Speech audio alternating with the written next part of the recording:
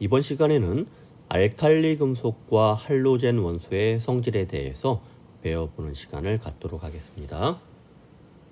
교과서 32쪽부터 34쪽까지의 내용입니다. 전 시간에 우리가 배운 건 살펴보면은 원소라는 거에 대해서 배웠습니다. 원소와 원자에 대해서 구분해서 우리가 살펴보았고, 더 이상 다른 물질로 분해되지 않는 것들을 우리는 원소라고 배웠고, 현재까지 알려진 원소는 110종류이고 이 원소들은 많은 화합물들을 구성한다고 배웠어요. 이 원소들을 나열한 표를 우리는 주기율표라고 해서 배웠어요. 이 주기율표의 발견 과정에 대해서 데베라이너, 멘델레예프, 모즐리에 이르기까지 현대적인 주기율표의 모양이 어떻게 형성되었는지에 대해서 배웠습니다.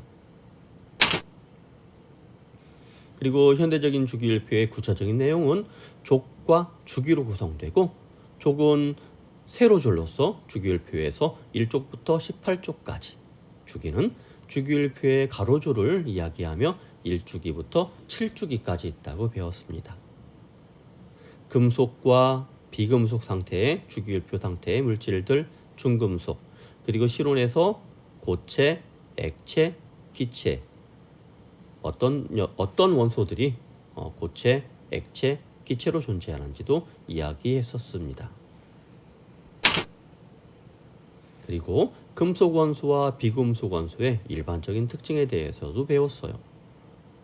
금속은 대부분 특유의 광택이 있으며 열과 전기가 잘 통하는 열전도성, 전기전도성이 뛰어난 물질이고, 외부에서 힘을 가하면 부서지지 않고 늘어나거나 얇게 펴지는 연성과 전성의 성질을 지니고 있다고 배웠어요.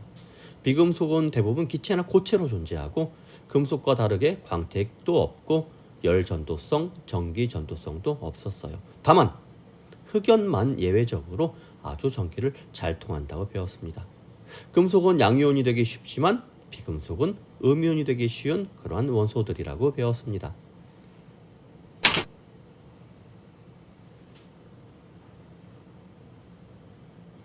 세상에 존재하는 수많은 원소들 중에서 1쪽에 있는 알칼리족, 그리고 17쪽에 있는 할로젠족에 대해서 이 시간부터 배워보도록 하겠습니다.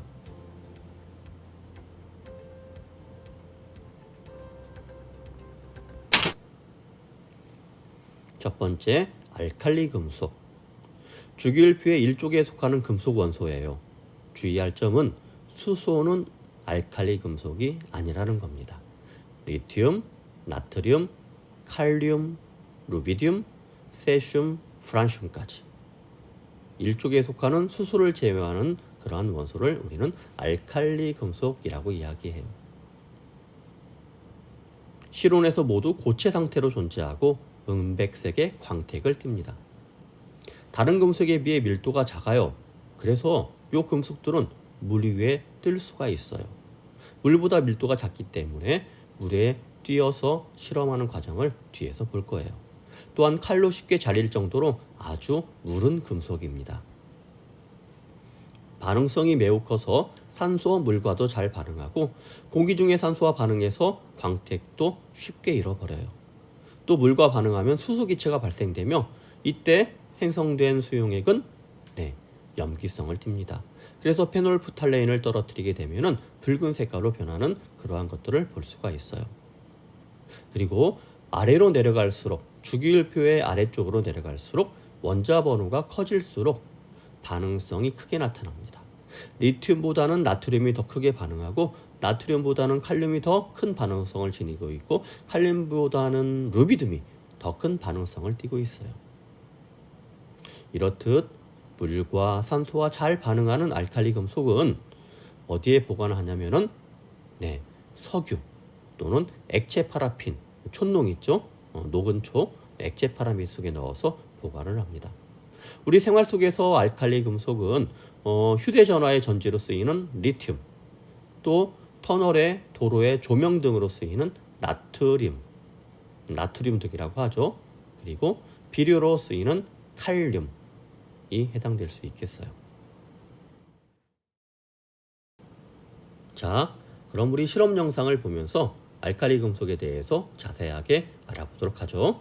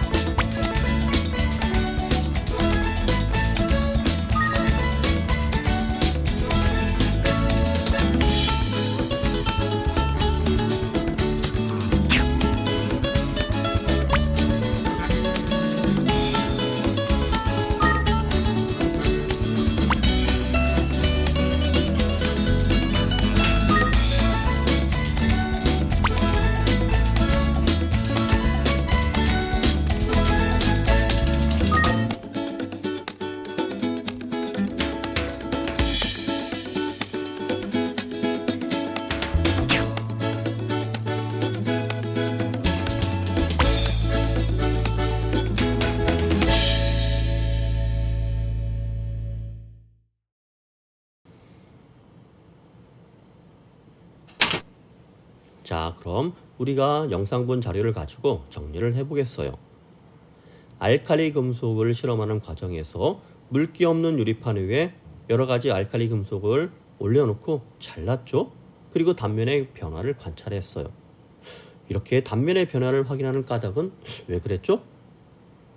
네, 알칼리 금속과 공기 중 산소의 반응을 확인해 보기 위해서 실험했던 거예요. 두 번째, 알칼리 금속과 반응한 물에 페놀프탈레인 용액을 떨어뜨리면 붉게 변했어요. 그 까닭은 바로 이 색 변화를 확인해서 알칼리 금속과 물의 반응성을 확인하기 위해서 그런 거예요. 페놀프탈레인은 염기성 용액에서 붉게 변해요. 알칼리 금속을 물에 떨어뜨리게 되면 물과 반응을 통해서 물이 알칼리성 용액으로 바뀌기 때문에 그래서 그걸 확인하기 위해서 페놀프탈레인 용액을 떨어뜨리게 돼요. 세 번째, 좁쌀 크기만큼 잘라서 반응을 시켰어요. 너무나도 작죠? 근데 그렇게 작은 크기로 반응시키는 까닭은 무엇일까요?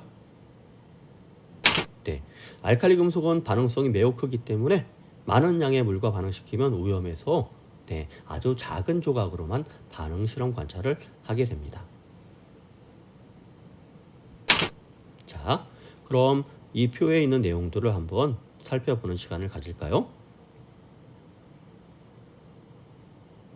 칼로 알칼리 금속의 단면을 잘랐을 때 단단한 정도, 단면의 변화, 그리고 물에 페놀프타린 용액을 떨어뜨리고 알칼리 금속과 반응시켰을 때 어떠한 현상들이 일어났는지 기억하고 있죠? 표로 한번 정리해 봅시다.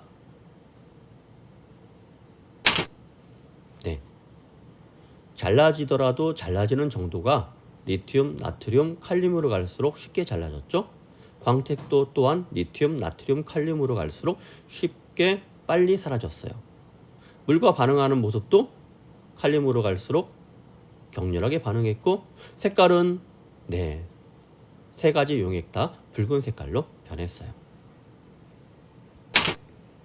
그럼 알칼리 금속이 칼로 쉽게 잘라지는 까닭은, 알칼리 금속을 자른 단면에서 광택이 사라지는 까닭은,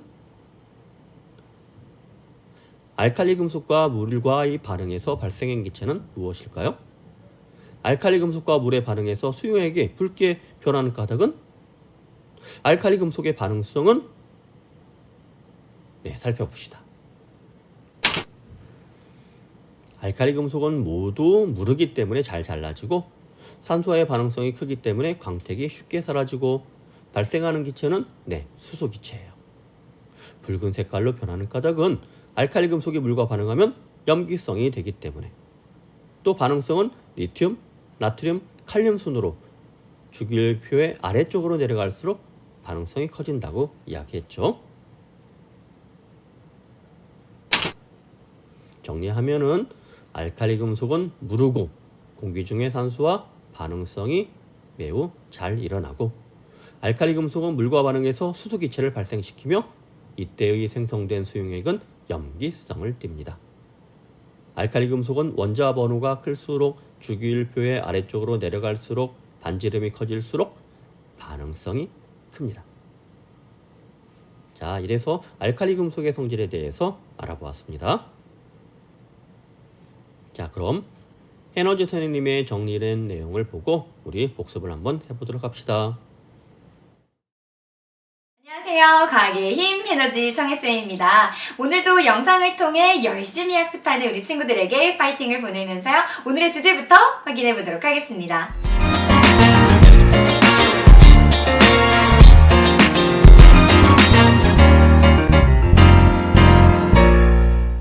자, 우리는 계속해서 주기율표에 대해서 학습을 하고 있는데요. 주기율표를 보면 원소의 성질을 예측할 수 있다고 했어요. 자, 그러면 오늘 주기율표를 통해서 원소의 성질을 좀 알아볼 건데요. 그 중에서도 알칼리 금속이라는 것에 대해서 좀 집중해서 공부를 해보도록 하겠습니다. 자, 지금 주기율표를 나와 있고요. 자, 우리가 금속이라고 하면 우리 친구들 떠오르는 게 뭐가 있나요?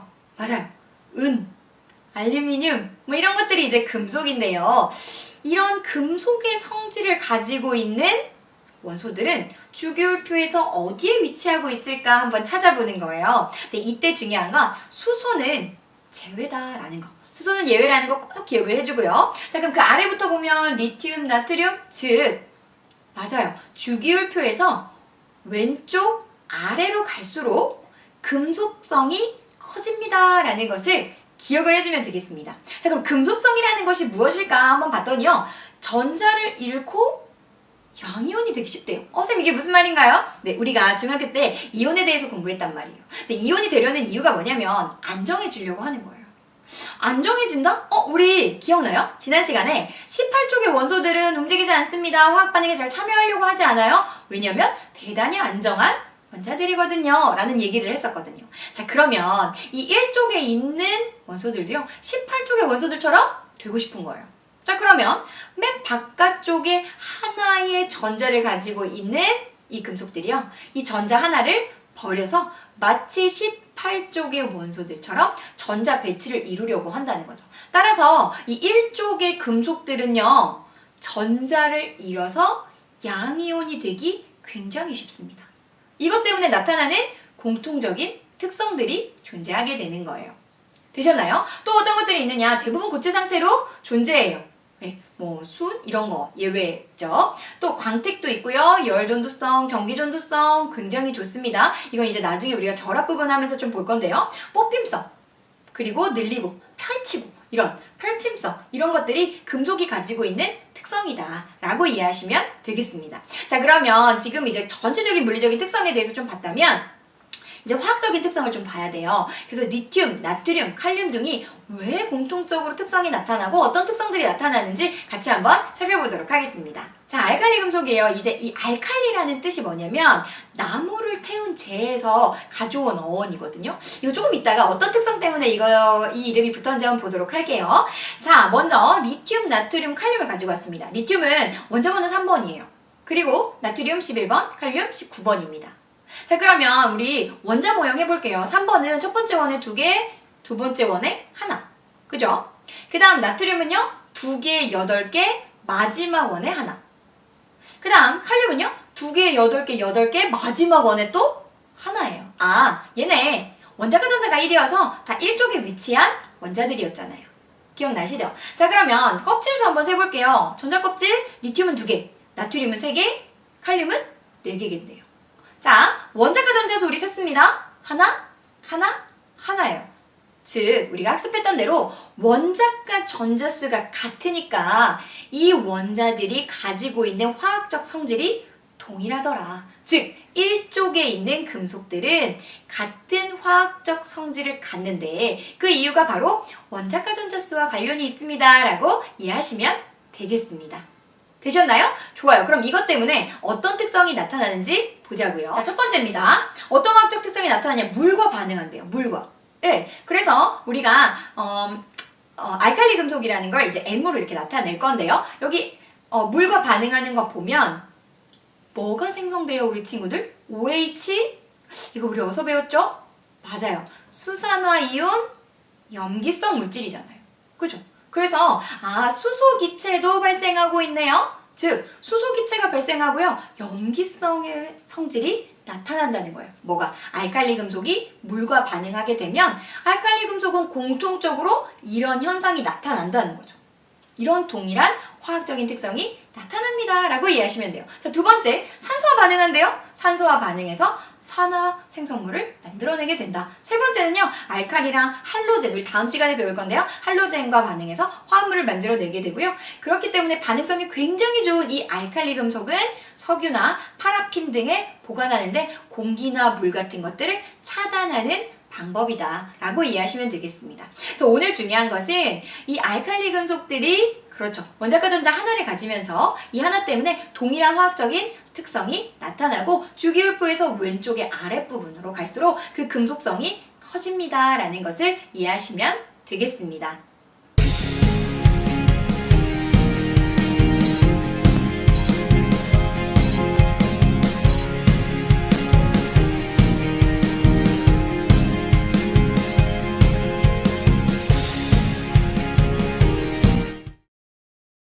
이어서 할로젠 원소에 대해서 배워보도록 하죠. 할로젠 원소는 주기율표의 17쪽에 속하는 비금속 원소예요. 네, 플로린, 염소, 브로민, 아이오딘, 그리고 아스탄틴이 여기에 속합니다. 실온에서 할로젠 원자 2개가 결합한 이원자 분자로 존재해요. 이원자 분자라는 것은 원자 2개가 붙어 있는 거예요. 그리고 나름의 특유한 색깔들을 띄어요. 염소는 노란색, 브로민 갈색, 진한 갈색, 그래서 적갈색, 아이오딘은 보라색, 흑자색의 색깔을 띱니다. 알칼리 금속처럼 할로젠 원소도 반응성이 매우 커서 금속 그리고 수소와 반응을 잘해요. 나트륨과 반응해서는 화합물을 생성하는데 여러분 잘 알고 있죠? NaCl, 염화 나트륨, 소금, 바로 할로젠 원소인 염소와 알칼리 금속인 나트륨과 반응해서 생성된 화합물이에요. 또 수소와의 반응을 통해서 HF, HCl, HBr, HI 등 할로젠화 수소를 만들어냅니다. 이 할로젠화 수소를 물에 녹이면 모두 다 산성용액을 떼요.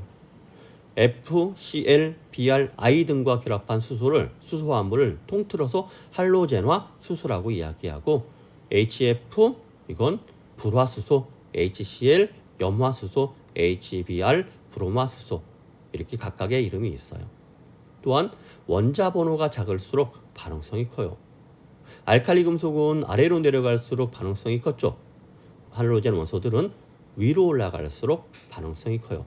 반지름이 작을수록 원자 번호가 작을수록 반응성이 큽니다. 그래서 플루오린이 제일 큰 반응성을 가지고 있고 염소, 브로민, 아이오딘 순이에요. 표를 보면 우리 살펴볼 수 있을 거예요.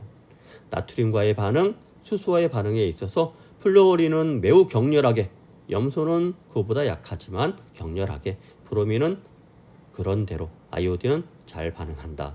그래서 아래로 내려갈수록 반응성이 작아지는 걸 볼 수 있어요. 할로젠의 이용 방법을 살펴보면은 충치 예방할 때 우리 불소 치약 많이 이야기하죠. 바로 플루오린이 바로 불소예요. 그래서 충치 예방용 치약에 불소가 함유되어 있어요. 치과에 가면은 불소를 가지고 이를 코팅도 해주죠. 그 다음 수영장이나 수돗물을 소독하는 데는 염소를 사용해요. 염소가 가격이 저렴하기도 하고 또 지속 시간이 길기 때문에 염소를 많이 사용하고 있어요. 그래서 캐리비안 베이나 이런 데 가면은 지나친 염소의 양으로 인해서 냄새가 나는 것을 우리 알 수 있을 거예요. 그리고 아이오딘, 소독약이죠. 붉은 색깔로 띄고 있어요. 과산화수소 H2O2라고 불리는 과산화수소도 소독약이지만 아이오딘도 소독약으로 많이 쓰이고 있습니다. 할로젠에 대한 유튜브 영상을 우리 잠깐 보도록 합시다. The halogens, column 17 of the periodic table. Each element with their own unique personality. Chlorine, a gas.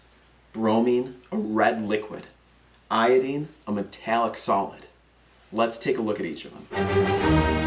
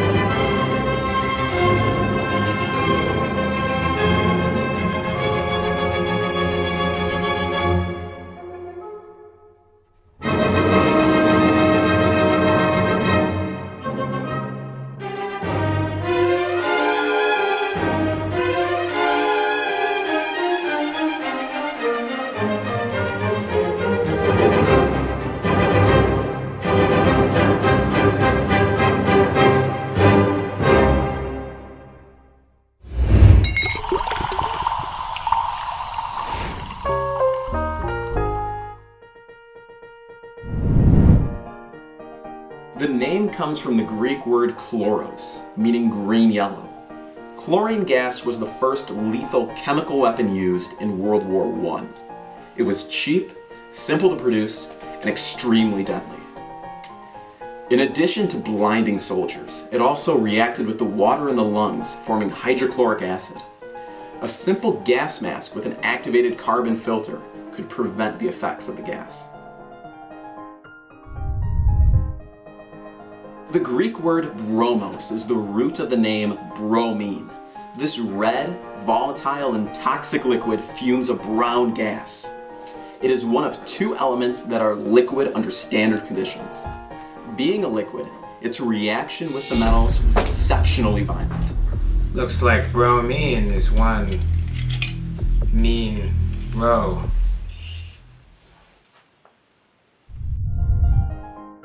It should be no surprise that iodine comes from the Greek word iodine, meaning violet. This metallic solid sublimates to give an immense cloud of purple vapor. Iodine is also used as a disinfectant. You may know of it as tincture of iodine, Yeah. right? He knows. Halogen comes from the Greek words hal, meaning salt, and gen, to produce. They form compounds called salts, the most famous, of course, being Salt. sodium chloride. And that's exactly what each of these reactions were. They were redox reactions, in which elemental sodium gave up an electron and each halogen accepted an electron, making the atoms ions and giving them each 8 valence electrons. This was chemistry in context, and until next time, as always, stay safe. Okay, but it's just like bromine, mean I- bro. yeah, I- like a mean, like a bro. Joe, I understand. Yeah. And it's fine. It's just not the place. This is an educational video. Okay. See you next week.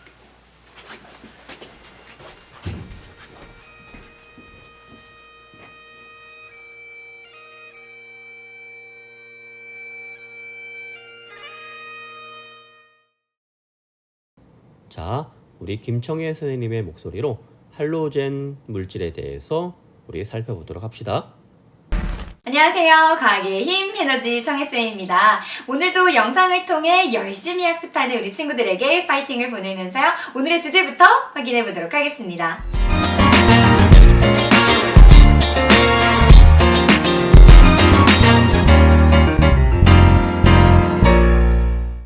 자, 우리 친구들, 우리는 지난 시간에 이제 알칼리 금속에 대해서 학습했고요. 오늘은 할로젠 원소에 대해서 같이 한번 학습을 해보도록 하겠습니다. 자, 먼저 주기율표 나왔고요. 주기율표에서 우리가 알 수 있는 것은 원소의 성질이었죠. 그죠? 자, 그럼 주기율표에서 한번 비금속, 우리가 지난 시간에 금속은 왼쪽에 아래쪽으로 갈수록 금속성이 세진다고 했어요. 그럼 비금속성은 어떨 때 강해지는가를 보면 오른쪽에서 위로 갈수록 커지는 것을 볼 수가 있습니다. 근데 이때 예외는 수소예요. 수소는 비금속으로 분류한다 라는 거 꼭 같이 챙겨두길 바라겠습니다. 자, 그럼 이런 할로젠 원소들이 가지고 있는 공통적인 물리적인 특성은 무엇인가 또 같이 살펴보면요.